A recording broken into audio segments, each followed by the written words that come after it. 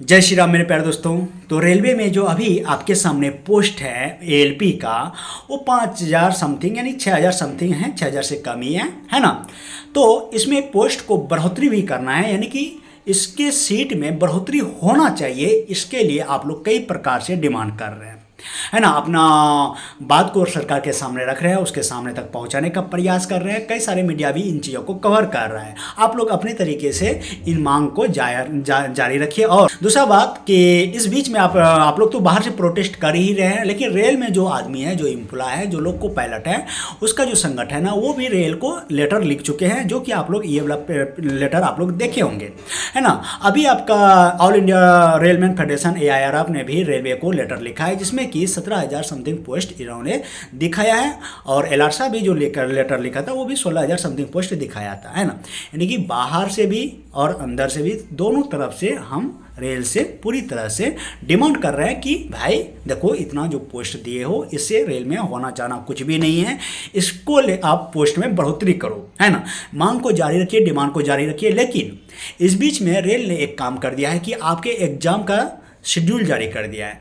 जून जुलाई अगस्त में आपका एग्जाम होना है, CBT 1, CBT 2 और CBT 3 में जो आपका साइको टेस्ट होता है, उसका भी और आपका डॉक्यूमेंट वेरिफिकेशन, और जो लास्ट शॉर्टेस्ट कैंडिडेट होंगे, उसके लिए भी वो पूरी तरह से डॉक्यूमेंट वेरिफिकेशन और मेडिकल और इंक्लूडिंग आपका लास्ट पैनल जो जारी होगा, वो सारा डेट जारी कर दिया गया है। आप लोग को भी पता है, आप लोग डेट देखे होंगे, है ना।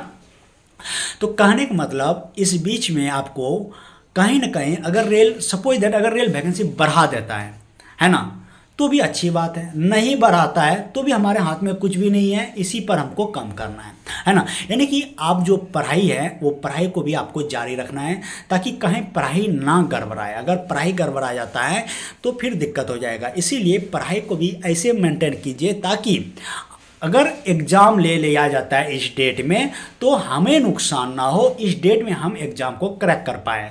बाकी देखा जाएगा। अभी पिछला 2019 में जो ALP का पोस्ट आया था, उसमें CBT 1 में क्वालिफाई था सिर्फ, उसमें कटअप नहीं था। 22%, 25%, 23%, यानी कि OBC, ST, SC और जनरल के लिए, सबके लिए अलग अलग एक कैटेगरी दिया गया था। लेकिन इस बार वही उसी फंडा को अपनाएगा या फिर कुछ नया तरीका अपनाएगा, कटअप को जारी करेगा, कहना मुश्किल है। लेकिन अपने तरीके से, अपने हिसाब से जितना समय मिल रहा है, वो समय आप पढ़ाई में दीजिए। बाकी सरकार के पास अपना डिमांड को भी जारी रखिए, ताकि रेल कुछ ना कुछ इस पर काम करे, पोस्ट को बढ़ाए, है ना।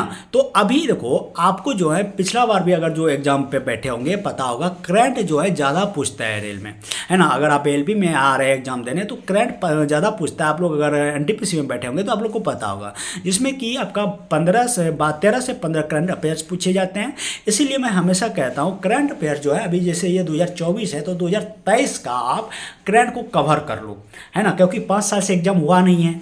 5 साल के दरम्यान में जब एग्जाम नहीं हुआ, कम से कम 1 साल बैक जा करके वहाँ से लेकर के आप करंट को कवर करो। कोशिश करो कि स्पीडी जो प्लेटफॉर्म या एडुटेरिया जो भी है प्रकाशन का बुक, ये सब प्रकाशन का 2-3 प्रकाशन का बुक आप पढ़ लो। किसी एक प्रकाशन का पढ़ने से करंट अफेयर कवर नहीं होगा, है ना। 2-3 प्रकाशन का पढ़ो, ताकि करंट अफेयर ज़्यादा से ज़्यादा कवर हो पाए। ज़्यादा से ज़्यादा कवर करेंगे, तब जा करके 15 में से आप 12 या 13 कर पाएंगे। इसीलिए इन सारे चीज़ों पर आपको ध्यान देना पड़ेगा। और दूसरा बात रहा कि खास करके आप न्यूमेरिकल्स पे भी जोड़ दो, क्योंकि न्यूमेरिकल्स कई सारे कैंडिडेट ज़्यादातर कैंडिडेट छोड़ के आते हैं। न्यूमेरिकल्स जब छोड़ देंगे तो वो आपके रिजल्ट को गिराएगा। हमने पिछले वीडियो में भी बात की थी। इसलिए न्यूमेरिकल आपका नहीं छोड़ना चाहिए। अगर 2-3 न्यूमेरिकल पूछता है, तो वो भी न्यूमेरिकल आप करके आओ, ताकि वही आपके नंबर को इंक्रीज करेगा, है ना। अगर CBT 1 में आपका क्वालिफाई करके उठाता है, 22 जो परसेंटेज था उस समय कैटेगरी वाइज, अगर वैसे उठाता है, तो मैक्सिमम लड़का इसमें पास कर जाएगा।